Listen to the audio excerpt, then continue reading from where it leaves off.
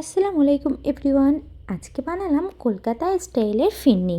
এই গরমে শরীরকে ঠান্ডা করে দেওয়ার মতো একদম জনপ্রিয় একটা ডেজার্ট আইটেম।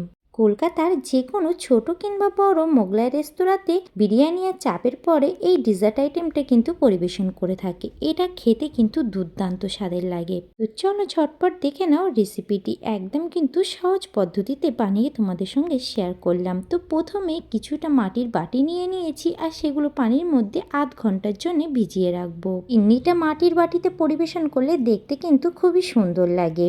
এখানে প্রথমে 1 কাপ নিয়ে নিয়েছি বাসমতি রাইস। তারপর পানি দিয়ে এটাকে খুব ভালোভাবে ধুয়ে নিতে হবে। একবার থেকে 2-3 বার পানি পাল্টিয়ে পাল্টিয়ে ধুয়ে নেব। এবার চালটাকে পানি ঝরাতে একটা ছাঁকনির উপর ভালোভাবে ফেলিয়ে দেব। হাতে যদি সময় থাকে তাহলে সুতির কোনো কাপড়ের উপরেও বিছিয়ে দিয়ে নিতে পারো। চালটা কিন্তু একদম ঝুরো ঝুরো হয়ে গেছে। এবার একটা মিক্সিং জারের মধ্যে ঢেলে নিলাম। তারপর এটাকে পেস্ট করে নেব। একদম কিন্তু ডাস্ট করা যাবে না, একটু দারদারা রাখতে হবে। হাত দিয়ে সেটা তোমাদেরকে দেখিয়ে দিলাম। 1 কাপ দুধ দিয়ে এটাকে ভিজিয়ে রাখতে হবে। দুধটা কিন্তু গরম নেওয়া যাবে না, রুম টেম্পারেচারে থাকাই দুধ নিতে হবে। চালটাকে আগে থেকে ভিজিয়ে রাখলে পরে কড়াইয়ের মধ্যে যখন অ্যাড করব তখন কিন্তু কড়াইয়ের তলায় লেগে যায় না। এদিকে গ্যাসের উপর একটা কড়াই বসিয়ে দিয়েছি আর 1 লিটার পরিমাণ আমি দুধ নিয়ে নিলাম। কয়েক মিনিট নাড়াচাড়া করার পরে দুধটা কিন্তু ফুটতে শুরু করেছে। এর মধ্যে কিছুটা পরিমাণ কেশর দিয়ে দিয়েছি আর দুধটা কিন্তু ভালোভাবে ফুটিয়ে নিতে হবে। দুধটা ফুটতে ফুটতে অনেকটাই কিন্তু কমে এসছে আর কালারটাও কিন্তু আস্তে আস্তে চেঞ্জ হতে শুরু করেছে। বেশ খানিকটা দুধ কমে এসেছে আর গাঢ়ও হয়ে গেছে। এই পর্যায়ে ভিজিয়ে রাখা চালের পেস্টটা দিয়ে দেব। চালের পেস্ট দেওয়া হয়ে গেলে খুন্তিটা কিন্তু অনবরত নাড়িয়ে যেতে হবে, না হলে কিন্তু তলায় একটু লেগে যাওয়ার সম্ভাবনা থাকে। হাতটাকে কিন্তু কন্টিনিউ ঘোরাতে হবে।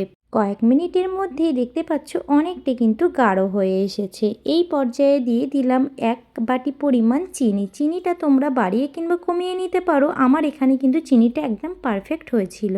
দিয়ে দিলাম অল্প সামান্য লবণ। লবণটা তোমরা চাইলে স্কিপও করতে পারো। আর দিলাম 1 চামচ পরিমাণ এলাচের গুঁড়ো। এলাচটাকে আগে থেকে ড্রাই রোস্ট করে দানাটা বার করে আমি ডাস্ট করে নিয়েছিলাম। কয়েক মিনিট অপেক্ষা করার পর দেখতেই পাচ্ছ কতটা গাঢ় হয়ে ফিরনিটা কিন্তু রেডি হয়ে গেছে আর চালটা কিন্তু প্রপার সিদ্ধ হয়েছে। ফিরনিটা অলমোস্ট রেডি। এবার বাটিগুলোকে ভালোভাবে পানি থেকে তুলে পানি ঝরিয়ে নিয়েছি আর এবার সার্ভ করার পালা। একে একে বাটিতে তুলে নেব। ফিরনিটা কিন্তু গরম গরম পরিবেশন করতে যেও না, এটাকে কিন্তু ফ্রিজে রেখে সেট করে নিতে হয়। ঠান্ডা ঠান্ডা খেতে কিন্তু বেশি ভালো লাগে। উপর থেকে একটু কেশর ছড়িয়ে দিলাম। তারপর একটা ট্রের মধ্যে বাটিগুলোকে সাজিয়ে নিয়েছি।